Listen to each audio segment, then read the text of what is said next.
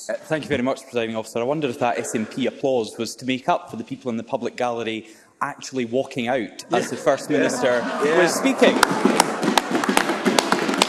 Because Nicola Sturgeon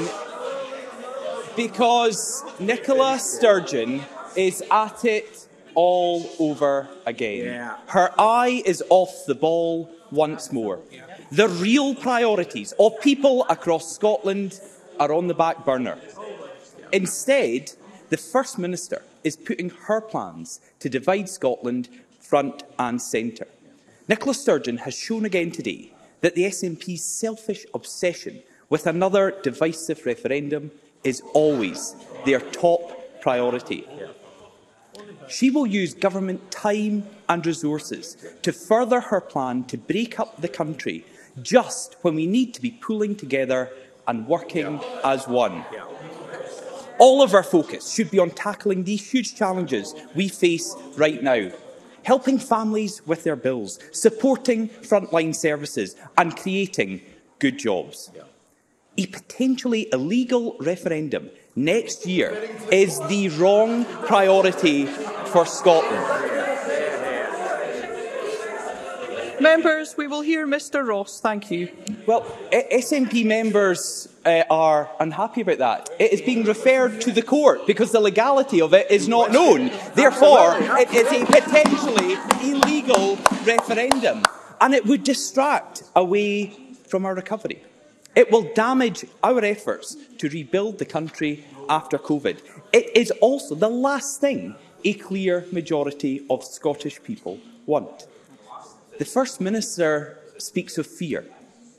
The First Minister speaks of fear.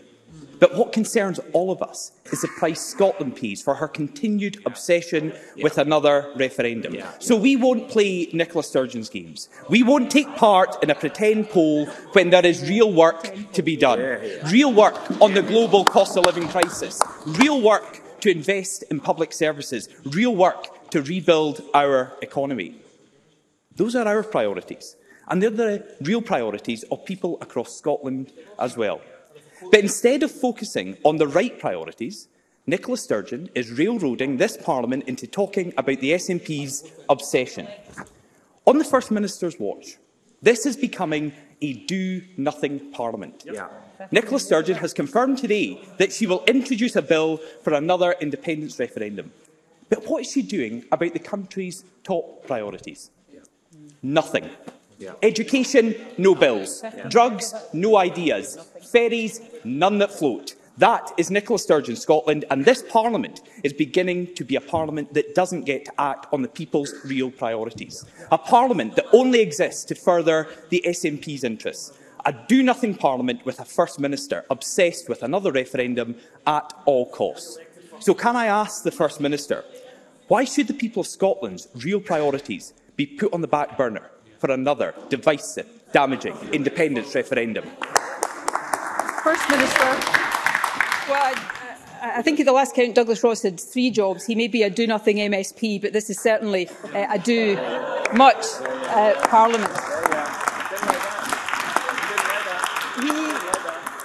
Douglas Ross has also demonstrated thank you.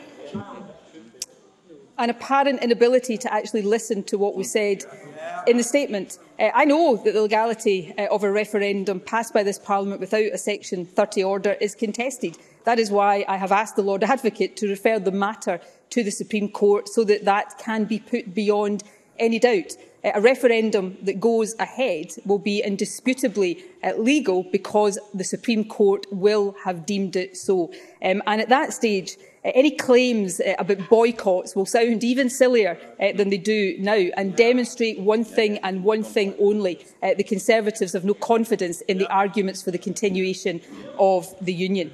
Now, we have this strange conundrum, don't we, in Scotland, where the Tories suggest that nobody in Scotland wants the opportunity to choose independence in a referendum, and yet they have somehow managed to elect a majority of MSPs in this Parliament who propose an independence referendum.